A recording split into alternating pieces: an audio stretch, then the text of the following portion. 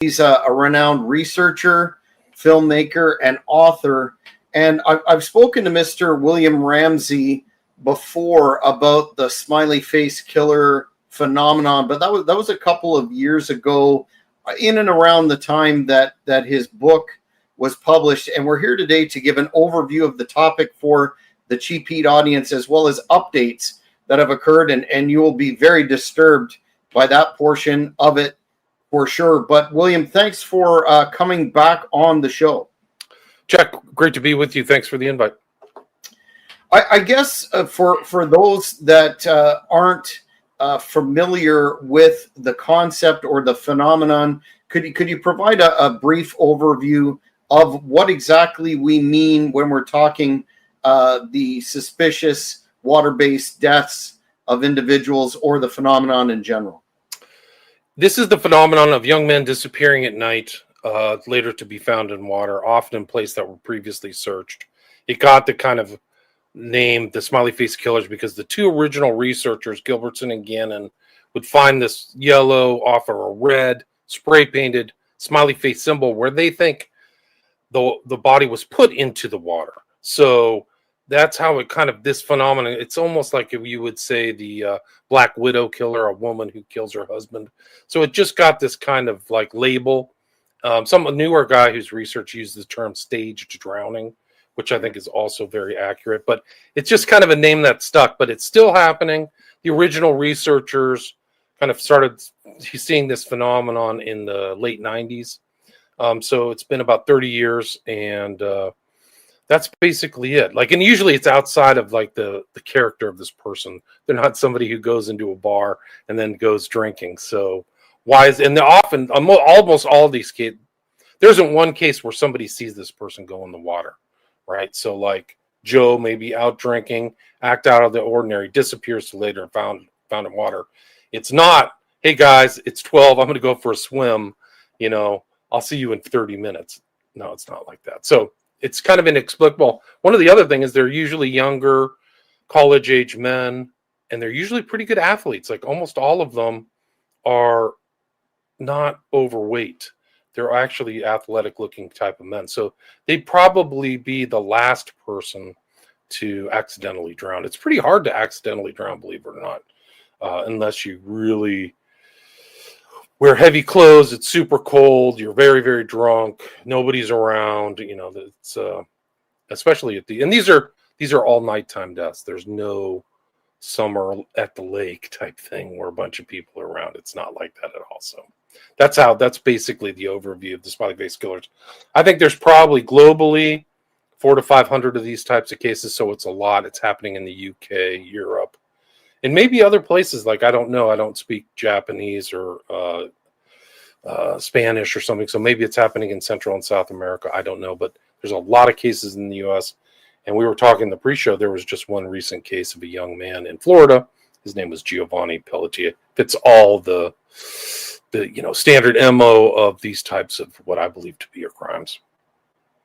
So I guess the question is, since this has been, transpiring for a while now, and the crimes are similar, two-part question. Can you explain the connection to the smiley-faced symbol, the graffiti, and then some of the correlates of each of these crimes? You mentioned a couple of them in terms of victimology, but isn't it true that a lot of the water sources are very minimal, and then in some of the bigger bodies of water, they've been searched, and then they show up 2 weeks later? Yeah, that's two great questions.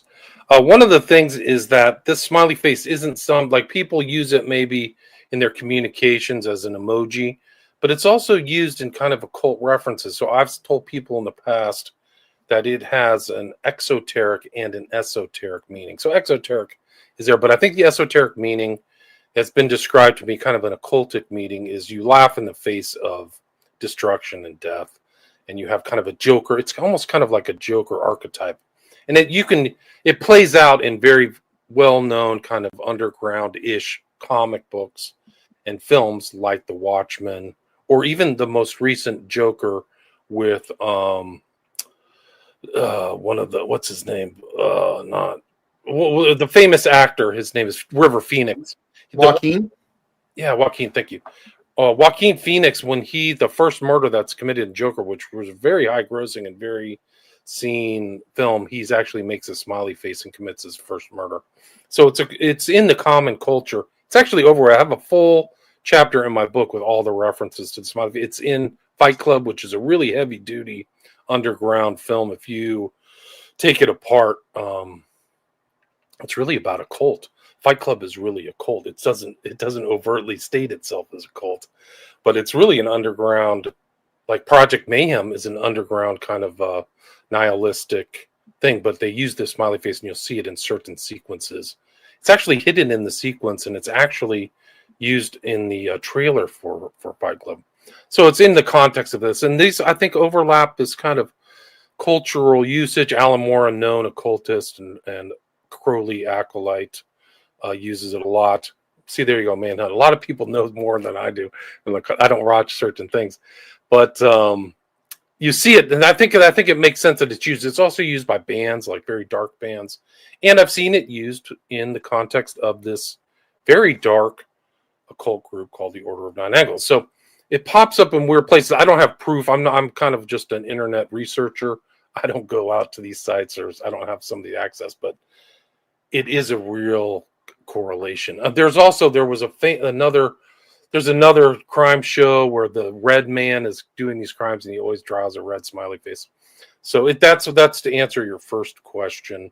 The second question, these bodies of water, some are very tame. Like the things that are happening in Austin, Lady Bird Lake is not a rushing river. It's basically a pond. I don't know how deep it is, but it's pretty tame. Like if you fell in, you could just get up and get out. It's not like a level 3 rapid river or something.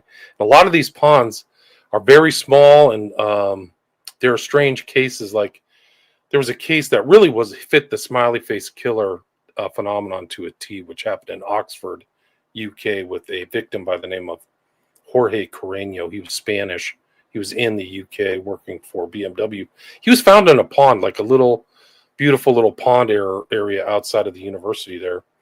And people were mystified how he got there. And then it unraveled, and it was like it was like the SFK MO. Somebody searching for somebody at night, finding a victim. It's very dark, like dark magic type stuff. That's one example. Another one, which I think is tied to the Koberger case, which we've heard about recently in Moscow, in Idaho. 6 months before these people were brutally assaulted and murdered, the so-called Moscow 4 or whatever, there was a guy named Hudson Lindau, which is a stone's throw from that house, who was found near like a creek that you could jump across without really trying very hard. And they called it a drowning death and just chalked it up to a mishap. And it's hard to believe. So those are two examples of like deaths that have happened where people that were misadventure. And that's how you can really kind of parse and separate these cases from something where I believe there was, malevolent act by a third party or second party, to a mistake, which is like a guy literally going and jumping into a very treacherous river or something like that. So a lot of these cases are in reservoirs too, where like a reservoir is not even a moving body of water. There was a guy, Garcia, who was found in a reservoir in a previously searched area. Mm-hmm. So many of these cases, like I've studied them. I've done 2 documentaries for people who don't know. You can see them on my Patreon. But so many of these cases, they're in pre-searched areas with massive searches. So the family comes in, where's my loved one? The police are all involved, usually involving a dog, a bloodhound, cops, helicopters, guys from the water rescue. Much like the Riley Strain case that happened recently, I think it was last year or this year, in Nashville, Tennessee. So it's like a full suite, like, great response by the authorities. And then all of a sudden the body will pop up in a previously searched area in a very strange way. And I think actually Riley Strain is a perfect example. He should have been found and then all of a sudden popped up 2 weeks later. Just like fulfilling, like if you read these other cases, he's going to show up in water around a certain time. Like you can get into kind of like the forensics of these, of human remains and things that happen. But usually the bodies in an accidental drowning, they're found within 3 days in that area. Mhm. It's not. This is like, I mean, these are academic papers that say like 90% are found within 3 days. So it's very unusual for somebody to be found again in a previously searched area. Yeah, and before we talk about some of these more notable, I mean, they're all notable, but more notable cases, including Riley Strain, which had a plethora of ridiculousness, if you're going to believe the official narrative. I wanted to touch on the fact that you mentioned the occult or ritualistic elements in these deaths in your work, specifically for the viewers that aren't aware. You're an expert on Aleister Crowley and the influence on popular culture and other nefarious groups that are operating out there. One being the Order of Nine Angles. Just for those that aren't aware, could you briefly summarize who they are and talk about the interesting correlation between, because when you point out in your research, you look at all these commonalities in different countries, the UK, America, here in Canada, elsewhere. There's a common modus operandi, and there's some that speculate that online groups such as the Order of Nine Angles and this doctrine of culling is a central theoretical motivator behind these killings. Right. I wrote a book about the Order of Nine Angles in 2021 now. So it's 4 years ago. It's still one of my number one selling books, believe it or not, because so much has happened. 764 and these abuse things. And this guy, Nikita Kasap, who was actually was going to try to kill the president, believe it or not. He came out of Minnesota or Wisconsin. But I was led to them. I ran into a researcher by the name of Igor Sarsky. And so I was like, they have this kind of idea of committing deaths and getting away with it. So and they have this doctrine of culling, which is into it. And like you mentioned, I was an expert, probably one of the best known anti-Crowley experts, as opposed to somebody who promotes Crowley.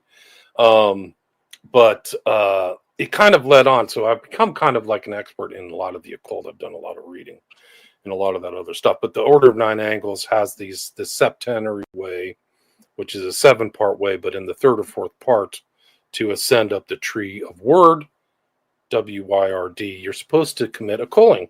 And there's a selection process, and there's all this ideology behind there. It's very well written. It's very clever.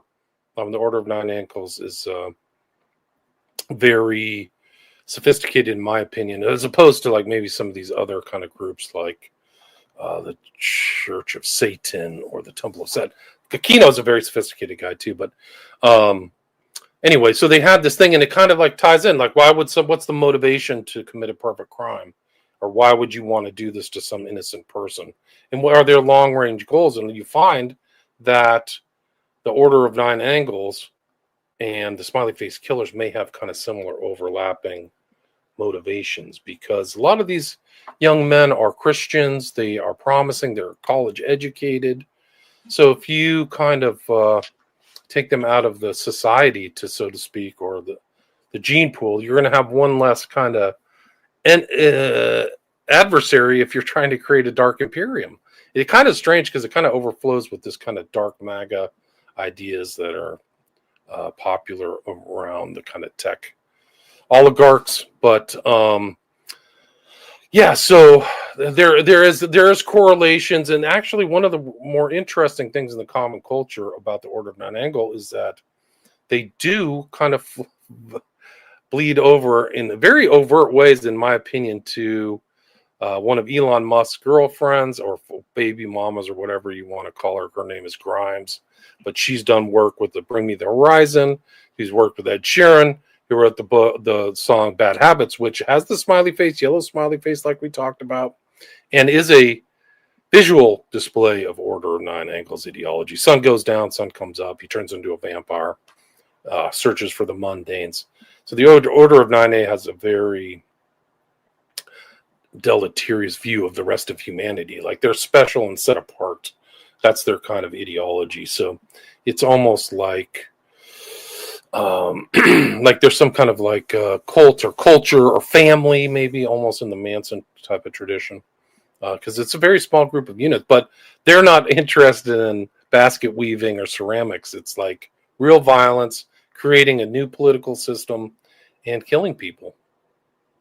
Yeah, and before we leave the O9A, I found it interesting. I believe you on one of your shows within, and if you haven't subscribed to William Ramsey Investigates on all platforms, it's an absolutely informative wealth of current and historical perspectives on these topics. But you tied in the fact that one of the O9A selection criteria for culling would be an individual of ill repute or less moral character. And what better way to find those people than those that are out at bars drinking? So it has they justify this by they're the elites, we're the useless eaters, like you tied in with the tech oligarchs and those philosophies. And yet a lot of these cases are written off jokingly in some cases because they've had one drink or whatnot as being drunk, falling into 2 inches of water. So that would appear to be another tie-in to this particular phenomenon. Yeah, I think so. I mean, I think that they're written off. They are select, and a lot of there's a pre-selection process. It seems like either through gay apps or some other thing, social media. So something happens. I believe these people are taken somewhere, a lot of them, and they're kept for some time, which is really dark. But it actually falls in line with other kind of criminal cases. There was a famous case called, I think it's called the Family Case in Adelaide and in Australia, that they were doing kind of the same thing, abducting young men and keeping them for a time and torturing them and stuff like that.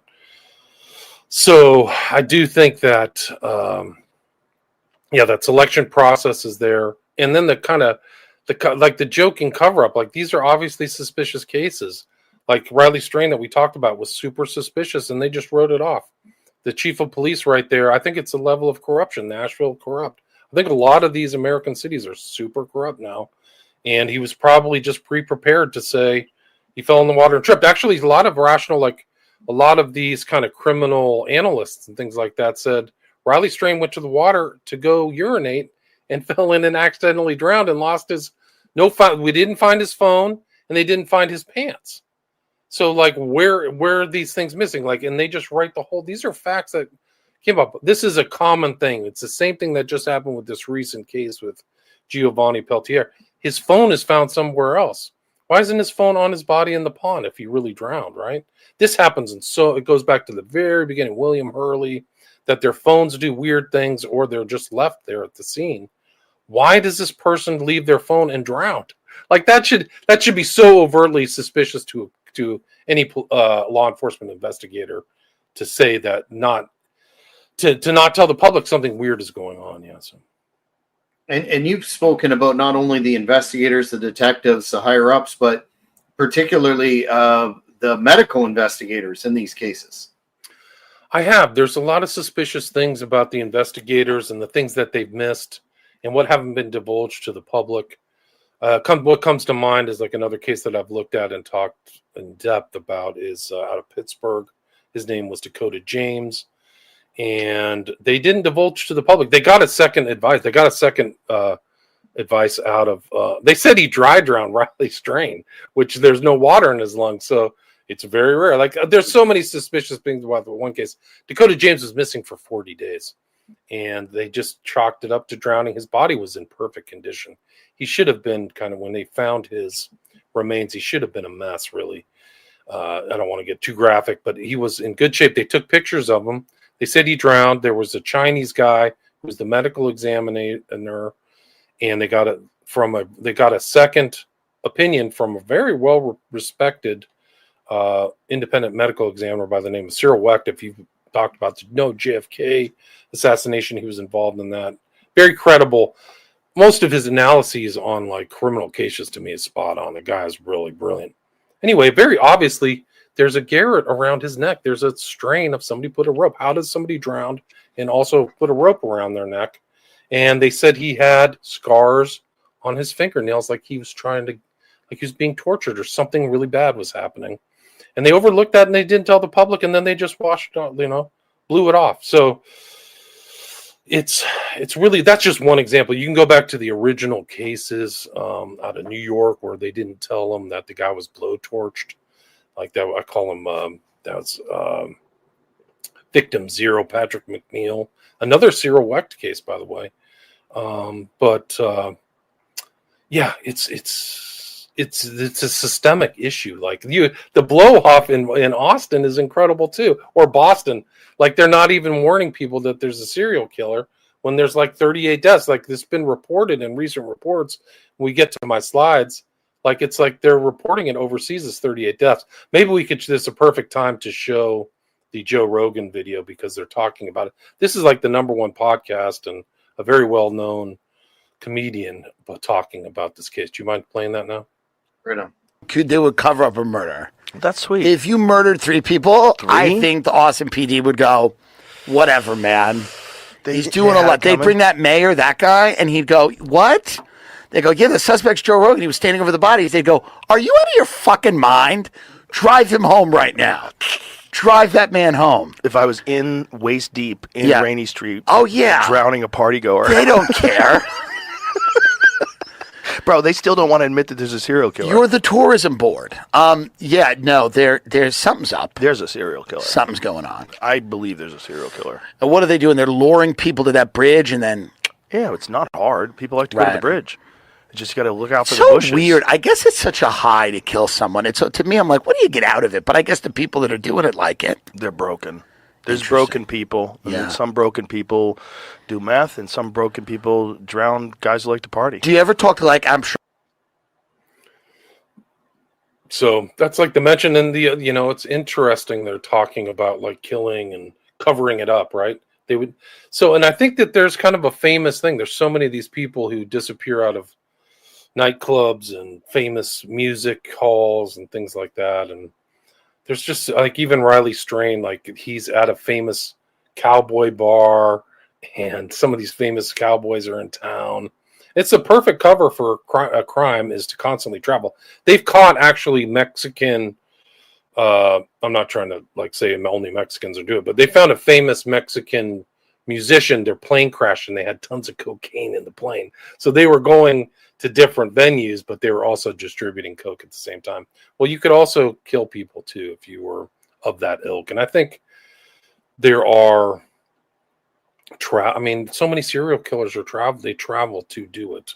And it's interesting too, going back to one of the original case, for people who don't know, one of the ones that really kind of clicked for me that this was a real phenomenon was a guy named Joey LaBute out of Columbus, Ohio in 2018. And he fit all the profile at a bar, young gay guy on the gay apps, disappeared and found in the Scioto River 19 days later. Obviously previously searched, almost puddle area, like it was an offshoot of the river. It wasn't even moving.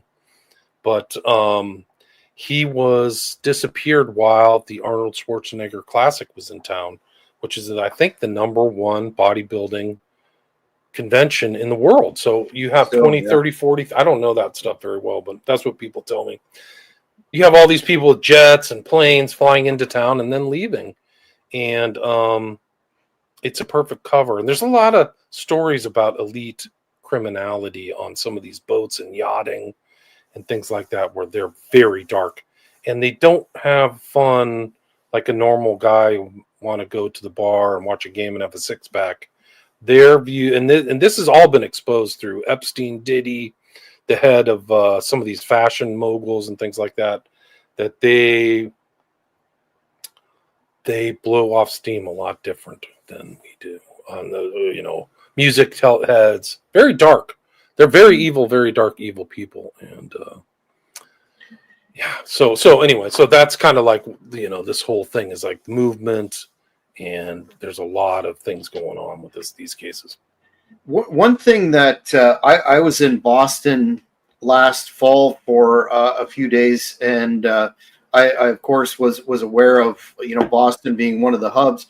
And you sent me a map that I could physically walk of how many individuals have gone or ended up with that fate, and it was staggering, the points on the map. So I was wondering, how is it that law enforcement that have a duty to advise and a duty of care for public safety cannot in the face, and Houston being another ridiculous number of cases, how they can justify not or putting some kind of warning out to the public when it's blatantly obvious. It's a mystery, and I think it's political. I think that there's a lot of money at stake. I had a guest who said it's kind of like Jaws at, I think it's Amityville was the city. Like, we can't allow people to know there's a shark.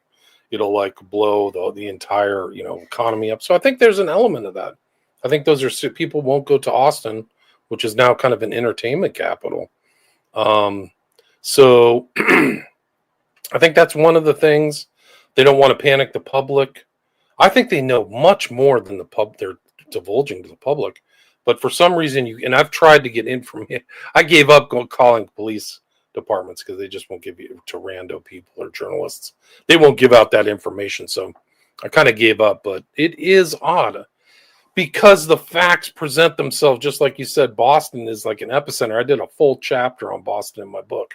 And it's like there's probably 40 or 50 cases at least of people being dumped in the rivers and waterways and bays in Boston. And it's like the people know. Like the other interesting thing about these cases is like the public doesn't want to talk about it. They've tried to call it a conspiracy theory, but the public's very aware. Like you can talk to people and they'll be like, "Well, I'm aware of this phenomenon." They know of it.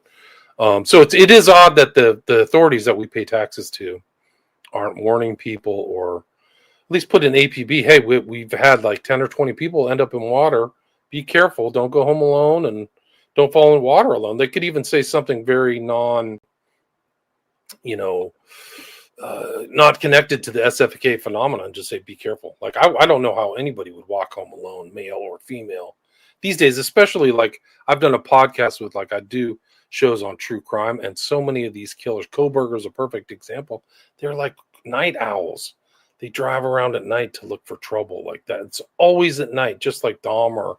It's never during the day. They're just not that. So when lights go out, man, be safe. Like, women know to stay together. That's why I don't think this happens to women that often, is that they have a heightened sensibility for drugging and being alone, which is great. Like, they've been taught. There are predators out there. I mean, it's a sad thing about reality is that there's a certain proportion of males, maybe even females, that are predators. Yeah, one of the interesting, and not to dump on law enforcement too much, but I think there's some, criticism that's due there. If you look at, those cities where they have a high preponderance of it, and I know you've done work on Berkowitz and the son of Sam, with so many cases happening back in, say, the 60s, 70s, 80s, you would think that law enforcement would try to set up a sting or put decoys out there, like enhanced investigative, but that hasn't happened, has it, to your knowledge? No, not at all. That's a really good point. Like, why aren't they being proactive? Like, they would do that, like, for like rapists and stuff like that. They'd put out decoys, or females, or they do it for drug deals too, right? They have fake decoys to buy drugs. Why aren't they doing that in this case to just try to see if they could find somebody? There was a movie called Cruising. It featured Al Pacino, and he was kind of a decoy going into this underground, trying to find a gay serial killer, and exposed a lot about the gay community that the gay community didn't like. They were really, it was William Friedkin film. It was right after Exorcist. But it was interesting that they had that concept that they were going to look into these type of things with decoys or investigate it. But this is kind of why this whole MO works, or somebody figured it out or shared it in some underground forum or bulletin board. is because if you give the cops an opportunity to just write this off as an accident, it ends the case. So it's taken off their board. It's not unexplained mystery. And that even in itself is interesting because it's happened in a few cases where they flip it. So Chris Jenkins in Minneapolis, they called it an accidental drowning. And then the mother wrote a book about her son's death. She didn't see it within the larger context of the phenomenon, but she was persistent. She got the autopsy. It showed that he had a clump of somebody else's hair in his hand. Like they didn't tell that to the public. That's so suspicious. And he was found later, like downstream in weird places. And they changed the designation from accidental drowning to misadventure or, murder or something like that. So that's an open case. So they reopened the case and this is the whole thing is like, what's really scary. An additional thing is that the families are the ones pushing all this stuff. It's not the police. It goes back to what I said. Like, if you can say this is accidental, then the police don't have to worry about it. And it's not a perception. And probably, I think that there's an interest in like fudging statistics in cops. Like, I'm not saying they're all erasing everything and really involved in all kinds of corruption, but maybe it's easier to massage numbers to look in their favor. I would say that. Yeah, you would just think that having done investigative work myself professionally, that if you saw something, that if you're given a narrative, okay, this was obviously a kid who got drowned, and then you find all this evidence to the contrary, that a lot of investigators would say, no way, this isn't how it's going to go. But then there must be some upper level, which we've seen in many famous cases over time. They must come in and say, no, it's a drowning, close the case. Right. That's kind of gets really scary. Like if people have that much power, and if it goes to the top, we're in a kind of very weird territory. But we are in weird territory because the former president of the United States, Barack Obama, who's just been like implicated, he tried to seal off the whole Russiagate thing through secrecy, right? So like it was never supposed to be public because they were going to make it all secret. Somebody came in and looked through it all, Tulsi Gabbard, but he had somebody die at his place in Martha's Vineyard. It's chef, Farcam, not the first chef of a president who died under suspicious circumstances in water. Happened to the Clintons, who a lot of people die around the Clintons. Everybody knows that.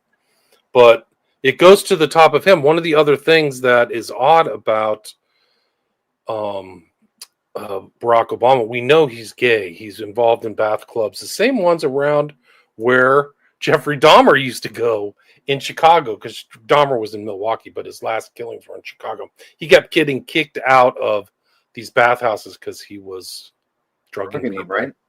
Yeah. When Obama's from Chicago, when he became president, he had a presidential parade, and there was another smiley face death that happened, whose name I can't remember right now, but he was a kind of another case that ended up in the river. So it is weird that there's two cases close to Obama for one reason or another. I don't know why. Do you want to? I know you prepared a number of slides to drill down on some of the material, or do you want me to? Yeah, we can do that. Can you just pull up that Lucifer one, because this came out today? You were talking about the smiley face and culture and stuff like that. This is a post from Elon Musk. This is his avatar Valentine, right? It references Strangers in the Strange Land, whose main character was called Valentine. It was Manson's favorite book. That's the only book he would allow his followers to read. So there's this overlap with the color motif. If you see here, if you're watching this, you'll see the color motif of the Lucifer with the black wings. But he has that little lapel badge, the yellow badge that some people said looked like a smiley face badge. It looks like it to me too. So if you go and watch The Watchmen, he has it on the same, it's on the left, it's in the pins in the same spot. So, and you'll see it in strange places too. I saw it, the main character in The Stand, which is a Stephen King book, which was made into a movie. The main guy's name is, I can't remember right now, but he wears the smiley face.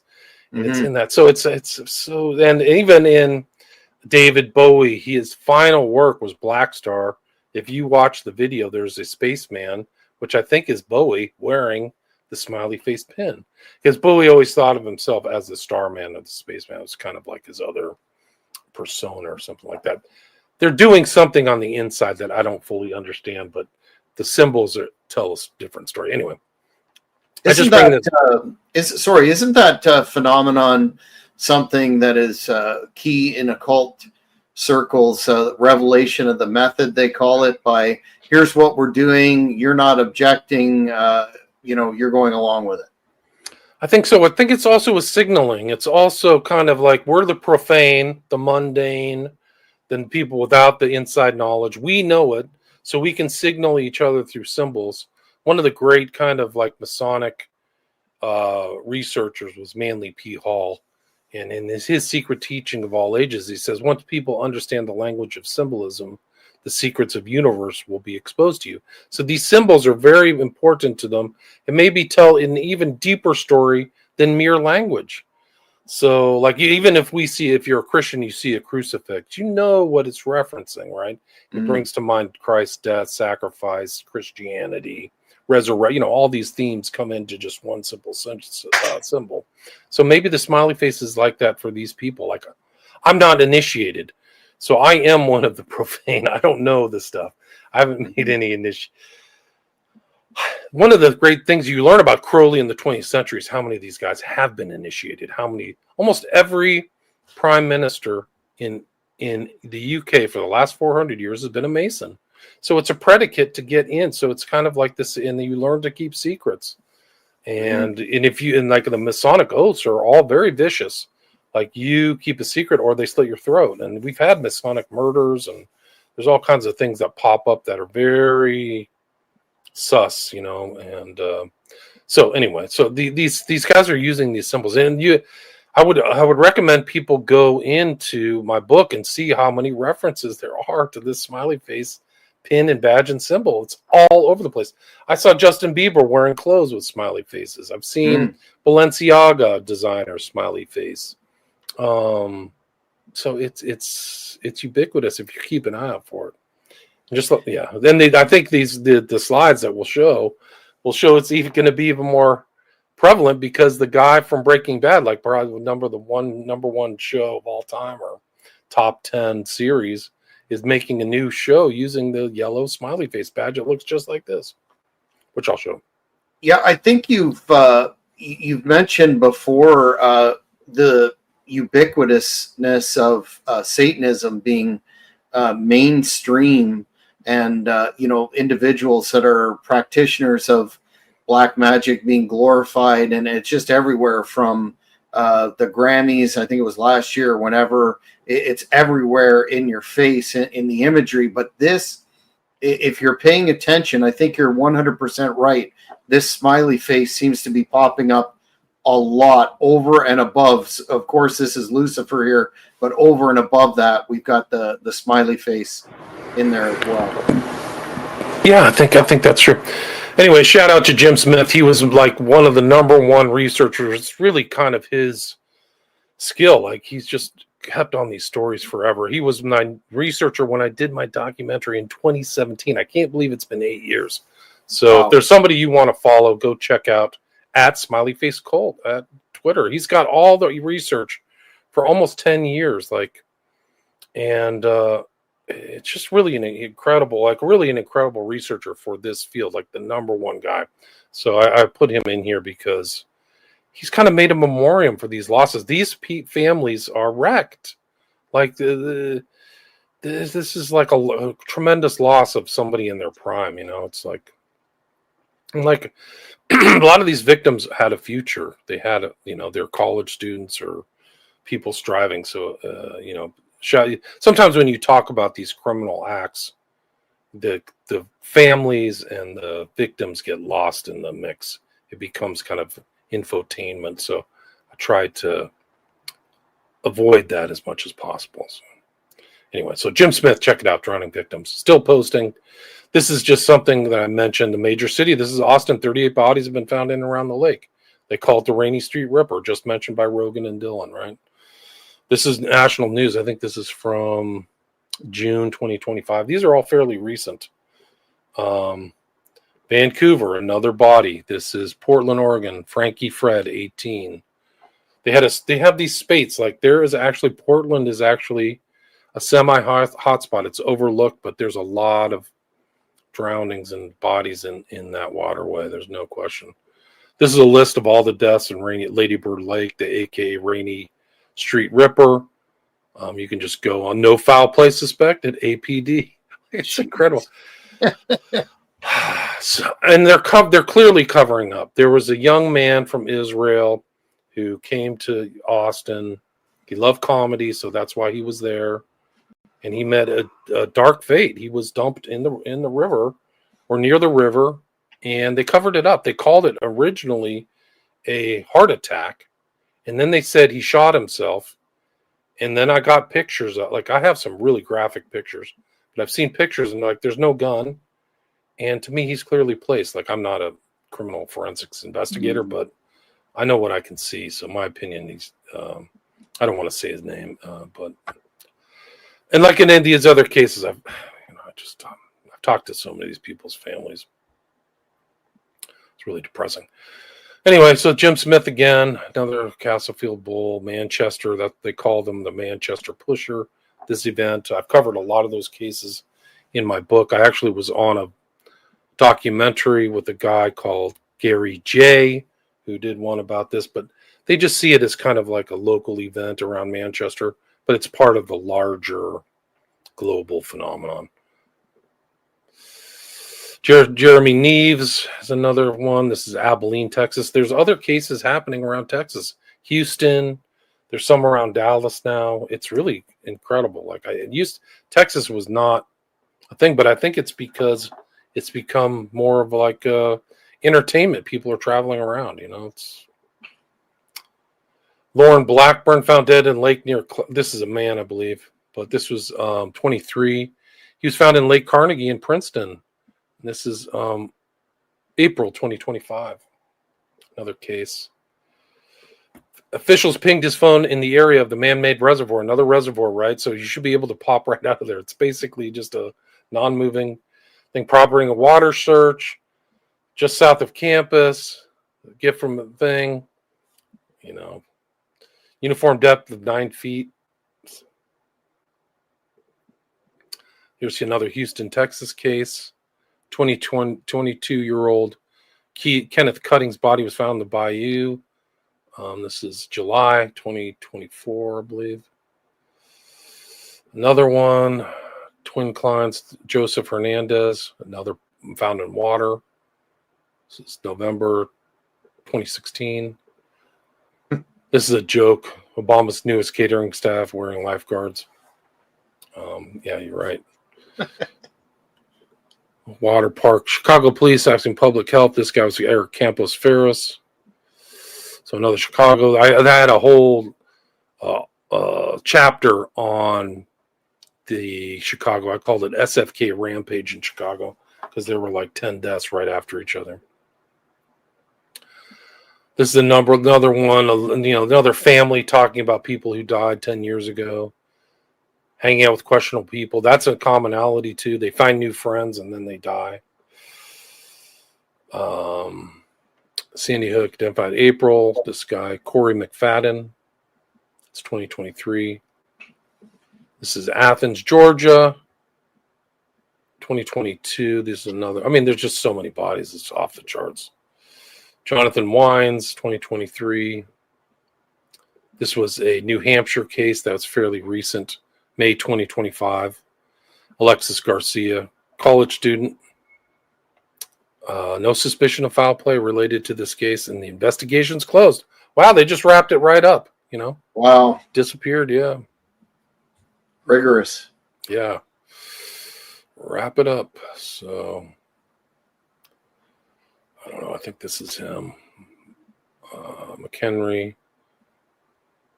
There's just so many old cases. People send me stuff. Noah Donahoe, this was a one case that happened in Ireland.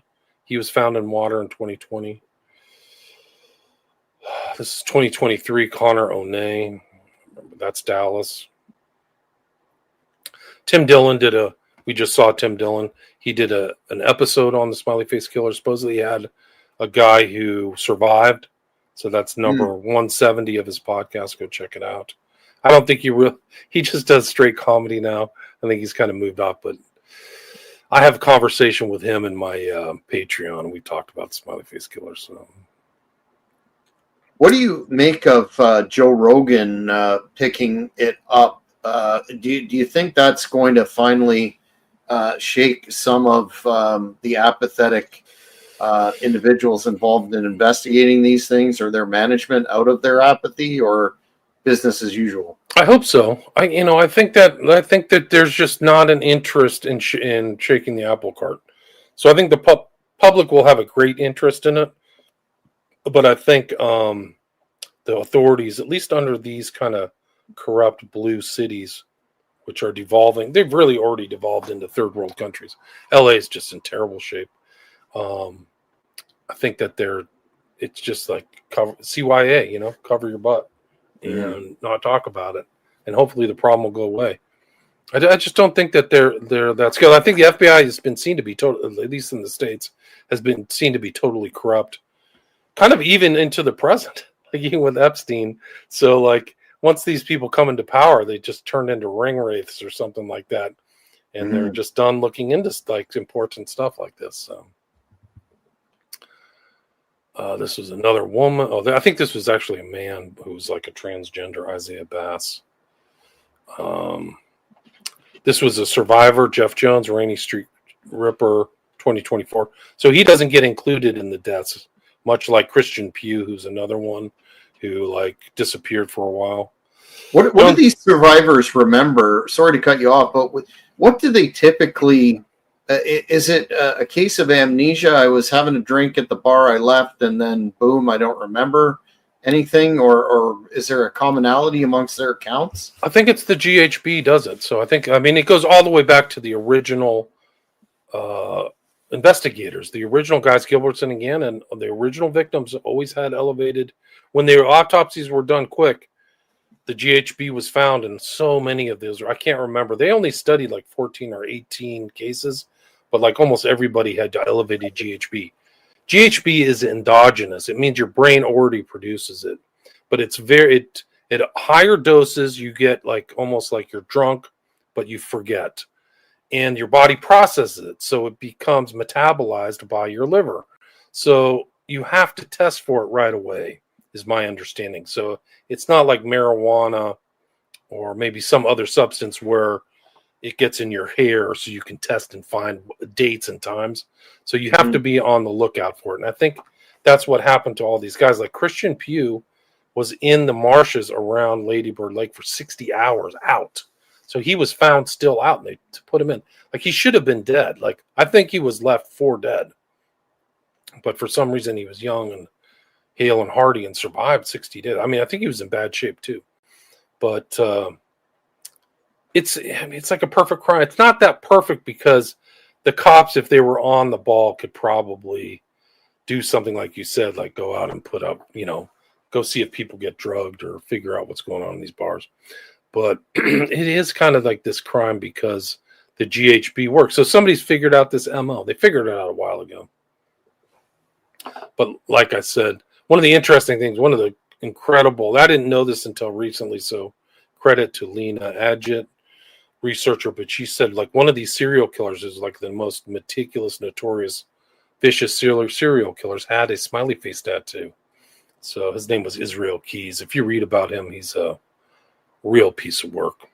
Smart, a mess. Serial killer mentioned in Corpus Christi because there was a victim there, Caleb Harris. This guy's done a really good documentary on it. His name is, I think, The Paranormal Killer. But he, it's a lot of views. So it's in the public consciousness. I think this is at 1 million views now. But his kind of take is kind of like this. He has a spirit box, and he's kind of like a new ager or trying to communicate with spirits. I don't do that. But I did do a thing like about this other, she's a psychic, Sloan Bella. She had really interesting statements and insights, which I have a chapter about her in the book. This is another one.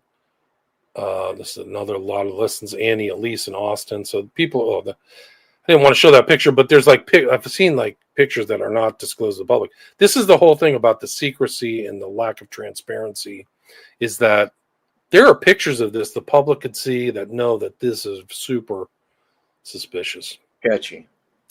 This is Walden. This is a case in Boston. So Walden Pond, Brian Lopez. Phone was found in Gardner Street. It's odd that he would be without his phone. Like, what young kid goes without their phone? It's like your wallet these days. It's literally your wallet. It is. Like a lot of these kids use it as their wallet. So to be separated from your phone is, I mean, it's super suspicious. Another one, Tanner Prentice. This is May 2025. This was one of the old cases in Wisconsin. Oh, this was Jake Anderson. I have him in my video. He was found frozen in Minnesota. His dad said it was like a crime. Police called it an accident. But they're being revisited. This is an interesting thing. The reason I have this here is from April 2025. I covered this case in 2017, and it happened in 2013. So that's positive that they're reopening it. Yeah, for sure. I brought this up because Trump obviously has a huge reach, but one of these MS-13 guys has a smiley face tattoo on his knuckles. You can see that there on the second knuckle right here. So it's being used in the comic for whatever reason. MS-13 is satanic. Like, people say it's a gang, but there are a lot of these gangs, like the mafia too. They have rituals, they have hidden symbols, messages, things like that. I'm not saying they're involved in this stuff, but a lot of time it bleeds over, like the occult concepts, much like these other occult groups, they bleed over from one to the other and somebody picks it up. Liam Toman, that's in your neck of the woods. That was April 13th in Quebec. I think he was found dead. Last seen leaving a bar. It's the same old story. Once you read this enough, it's like the same old story. Somebody's stalking them at these bars, like, or whatever. And I think that's actually kind of what Jeffrey Dahmer was doing. Like, he would find his victim at a bar, and then he would try to bring them home. Like, that was his whole thing. Another huge listen. What's going on in Texas? So, to your earlier point, though, I think it's probably related to the fact that they're clearly being drugged at the bar, and you mentioned that women have, same as walking at night alone, they've historically been aware of those dangers, but I don't know if young men to this day think about, I should be watching my drink. It just probably doesn't even enter their consciousness that would happen to them. Totally agree. I totally agree. That's what Dahmer was doing. He got busted and kicked out of these gay bars because he was a notorious drugger. He was constantly drugging people. He would drug the people who came back to his apartment. That's how things went south for them, is that I don't know what drug he was using. And it was the same, like I have in my offender typology section of my book. Another guy, Stephen Port, who was a gay guy using GHB, killing people, staging their deaths as suicides. So these are a form of staging, in my opinion, and it's an epidemic. There's another one, Sebastian Sales, divers looking for him, found him in water. Sincere condolences. This is March 2025. Chippenham. Nicola Bully was a case in the UK.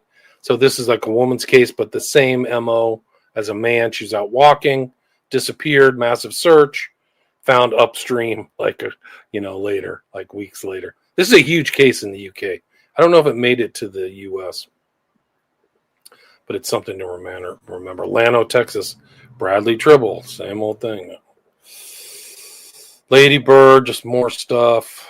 Chinese UVA students. So it's not just white kids. It used to be the way people looked at it was Caucasian, whatever you want to call it, white kids. But it seems to be like more Indians. Because so many Indians now live in Canada. A lot of Indian type victims, or South Asian, whatever you want to call it. In Toronto, Vancouver, a lot more. Montreal too, correct? Montreal, yeah. Nick Fish, 2024, St. Patrick's Day, so like big events and things like that. That's Aberdeen, Scotland. Another one, what's this kid's name? Alistair Nazar, St. Petersburg.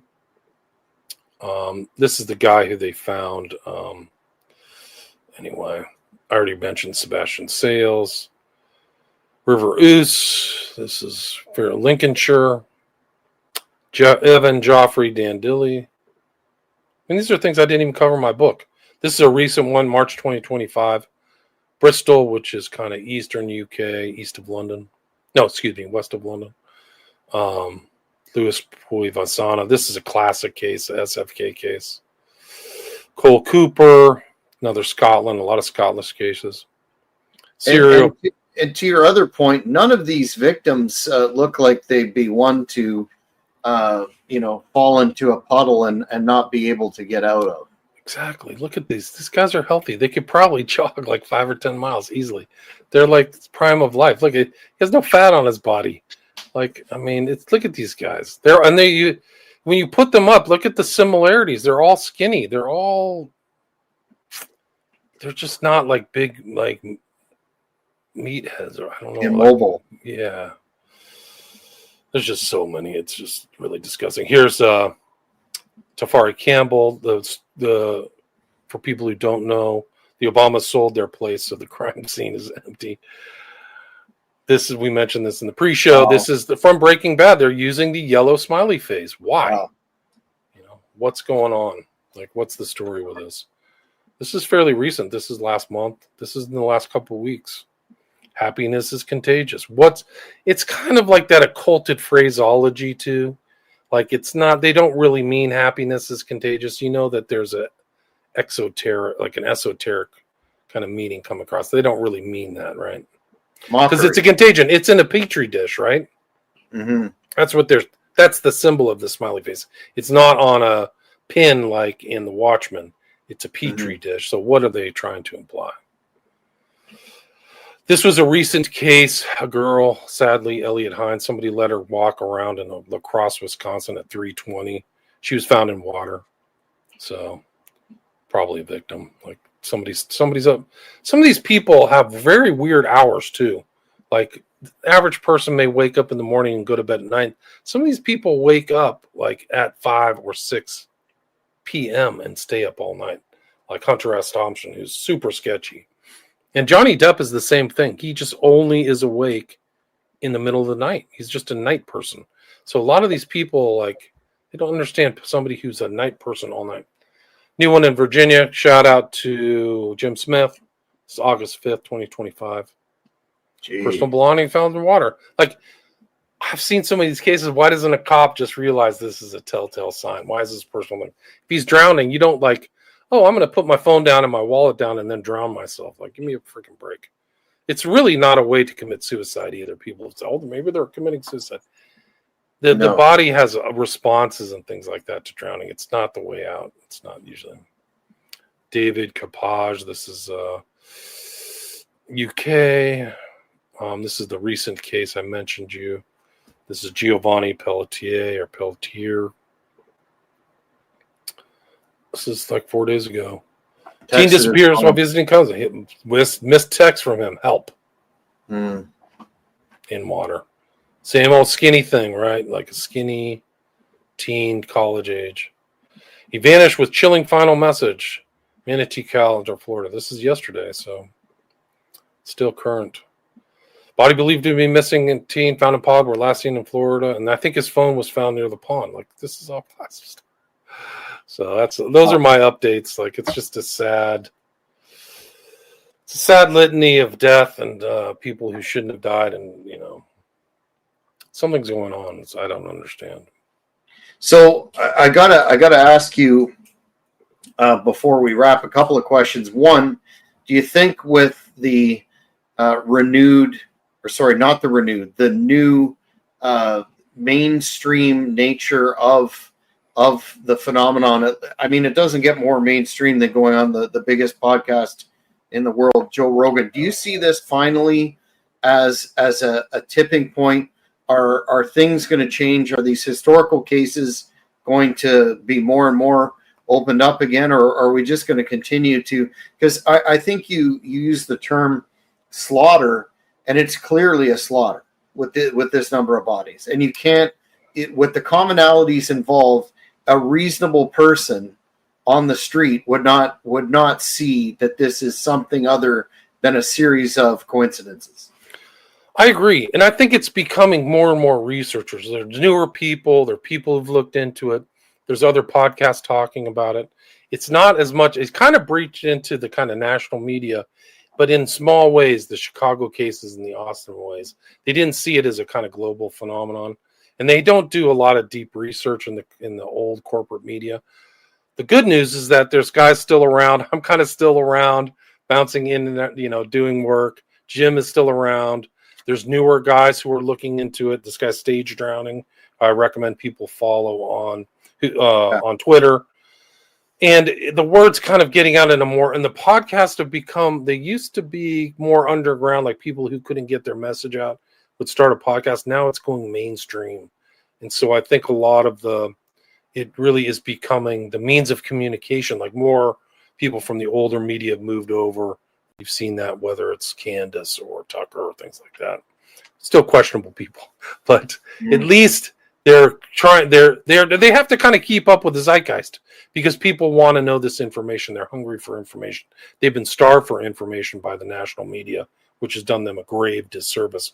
So to answer your question, I think that there's more knowledge and more information in my book, and they're set in time, like the documentaries. Like this is what I knew at that time.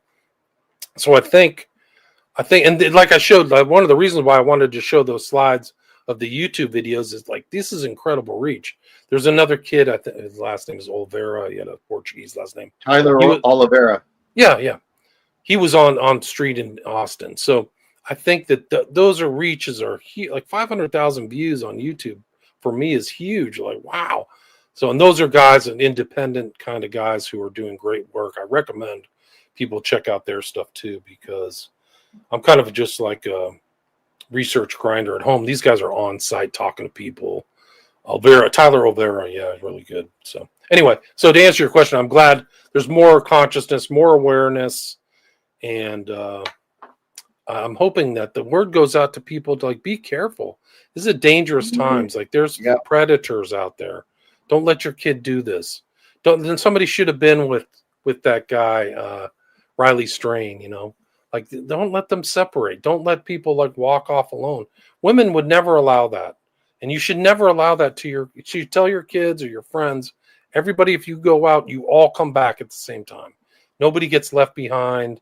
That's not what that thing is for. Do it, and during the day or one. These are all crimes that happen at night. So you should be hypersensitive or hyper heightened awareness about these things, because it's still happening. The police are not helping. Law enforcement and the FBI are a sad joke. It's really sad. Yeah, for sure. And God bless those victims' families. I can't imagine what it's like to actually experience the death of a loved one, especially a young person with so much future, and then to get this stonewalled BS response. Like you in good faith, you would expect a full investigation, and then when they get a response like this, some of the victims saying, so and so did not really drink that much, and I can't imagine how horrible a position it is for them to be in as well. I agree, and so some of these are really scary. They come to a conclusion right away. There's no inquest or investigation. Oh, he drowned. That's what happened to Riley Strain.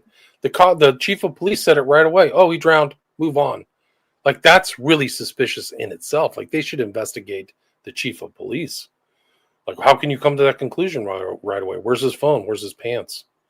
You haven't even checked about why is there air in his lungs. You say he drowned. Like, you're going to tell that to the public. Like, why?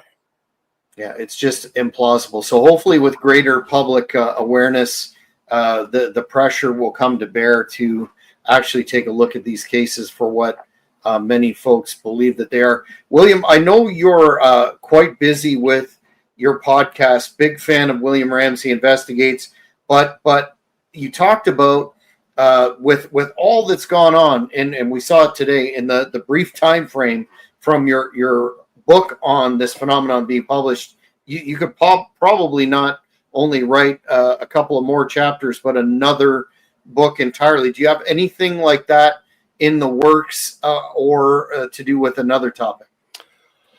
I have a lot of projects I'm finishing up, so I think I'm staying busy. But this will always be on the back burner, if not on the front burner for me, and the people have been caught.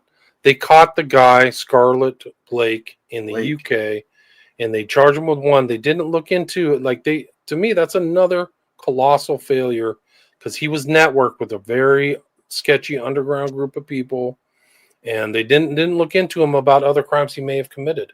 So I think that they are probably, if people keep their eyes open. Another case I include in my book is this guy who got hit in the back of the head outside of TD Garden in Boston, and somebody was there in the water with him, and they never followed up and asked him. So there's like the edge of people getting caught and getting busted, and I thought hopefully that'll happen in the future.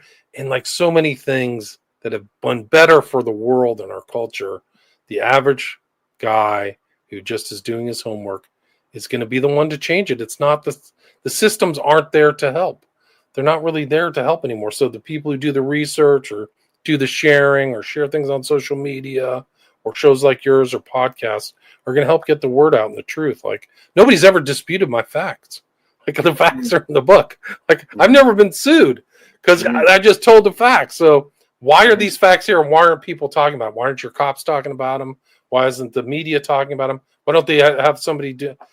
There's probably a guy that could win a Pulitzer Prize on all this stuff, like who's a famous journalist. Like, it's so strange. It's because they're getting spiked, like Epstein was spiked, right? Because Epstein is too important. I wouldn't be, there's very dark things happening. I wouldn't be surprised if blackmail's involved in this and political stuff. And I mean, read these stories like there's black SUVs and stuff around Dakota James. Like this is kind of an indicator of somebody of wealth, like something weird's going on. So it's the only conclusion that there's something happening behind the scenes that we're not privy to, but the truth hopefully will come out with the greater publicity. William, where can you be found on the socials? Want to talk about your podcast again and your Patreon, your films are on there, and all your books, all that good stuff. Yeah, like you said, you can find if you want to see my 2 documentaries on Smiley Face Killers, you can see them on my Patreon. It's just $5. And you can watch 5 documentaries. And then my podcast is in the top 0.5% podcasts in the world. That's at William Ramsey Investigates, Spotify, iTunes. And then my books are on Amazon. My most recent book, I've already done really a second edition. I'm looking at it now. I think I was like at 400 pages or something crazy. Like it's 441 pages. So it's way overwritten. But like you said, I could write another book. I probably could do another 200 pages if I had the, strength to do it, the stamina to do it. But that's about it. I post a lot on X. I haven't been censored on X. So credit to Elon Musk for at least having some free speech, which is a lost principle in the United States, sadly. And I think, that's about it. Thanks for having me back again, Jack. It's great to be with you. Yeah, I really appreciate your time once again. Absolutely stay on top of this. I fear it would be good if this would be the last such show that we'll do on this phenomenon, but I doubt it. But thank you once again for coming on. Thank you. Great to be with you. Well, fans, that's it for this special edition of the Cheap Heat Productions podcast. We'll keep you updated. If you hit that notification button, you won't miss great content such as this. Take care, everybody. Be safe out there. Thank you for watching this video. Please give it a like if you enjoyed it. Be sure to follow us on all social media platforms at Cheap Heat Productions. Don't forget to hit the notification button and you won't miss any of our upcoming interviews,